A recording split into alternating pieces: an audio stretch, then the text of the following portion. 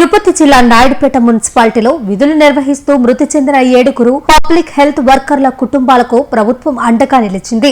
Municipality కార్యాలయంలో జరిగిన కార్యక్రమంలో సూలూరుపేట ఎమ్మెల్యే డాక్టర్ నెలవల విజయశ్రీ ఒక్కో కుటుంబానికి 2 లక్షల చొప్పున మొత్తం 14 లక్షల ఎక్స్గ్రేషియా చెక్కులను అందజేశారు. అనంతరం ఎమ్మెల్యే మాట్లాడుతూ పారిశుద్ధ్య కార్మికుల సేవలు ఎంతో కీలకమని, వారి సంక్షేమానికి కూటమి ప్రభుత్వం అధిక ప్రాధాన్యత ఇస్తుందని తెలిపారు. మృతి చెందిన కార్మికుల కుటుంబాలకు ప్రభుత్వం అన్ని విధాల అండగా ఉంటుందని భరోసా ఇచ్చారు.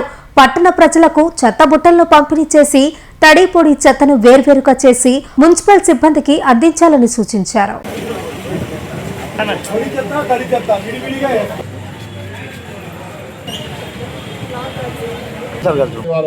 ఏదో ఒక రాష్ట్రంలో, ఏదో ఒక జిల్లాలో, ఏదో ఒక ప్రాంతంలో ఈ కార్యక్రమంలో పాల్గొంటున్నారు. చూడండి ఎంతో ప్రాధాన్యత ఇస్తున్నారు. మీరు వివరించి మాకు కూడా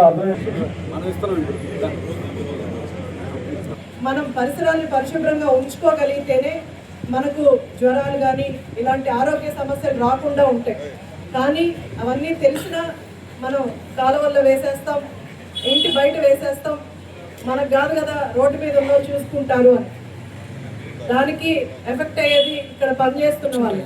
కాబట్టి మన టౌన్ మన బాధ్యత, మన ఊరు మన బాధ్యత.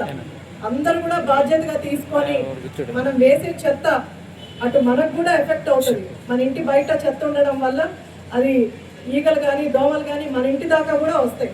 అది ఆలోచించి మన వల్ల మనకు కానీ అవతల వాళ్ళకి కానీ ఎటువంటి బాధ్యత అనే నినాదంతో మీరందరూ కూడా ముందుకెళ్తే ఖచ్చితంగా మన పరిసరాలంతా శుభ్రంగా ఉంటాయి. వీళ్ళకి పని తగ్గుతుంది, మనకు ఆరోగ్య సమస్యలు తగ్గుతాయి. ఎవరికి ఎలాంటి బాధ లేకుండా మనం నీట్గా ఉంచుకోవచ్చు. టౌన్ నీట్గా ఉంటుంది, మనం బాగుంటాం. అది అందరూ కూడా పాటించాలి. అలాగే కమిషనర్ గారు చెప్పినట్టు మనకు 2 డస్ట్బిన్లు కూడా మనకు అందిస్తున్నారు. ఒక దాంట్లో తడి చెత్త వేయాలి, ఇంకో దాంట్లో పొడి చెత్త వేయాలి. ఏమైనా గుచ్చుకునే ఐటమ్స్ ఏదైనా గ్లాసు పగిలినా కూడా మీరు అవి కవర్లో ప్యాక్ చేసి మన నియోజకవర్గాల నుంచే మన డెవలప్మెంట్ మొదలవుతుంది. నియోజకవర్గాలు ఒక్కొక్కటిగా డెవలప్ అవుతూ ఉంటే ఖచ్చితంగా రాష్ట్రం కూడా అభివృద్ధి చెందుతుంది. అలాగే నాయకులందరం కూడా పార్టీలకు అతీతంగా ఈరోజు CMRF కానీ, సంక్షేమం కానీ, అభివృద్ధి కానీ అన్నీ కూడా చేసుకుంటూ ముందుకెళ్తున్నాం.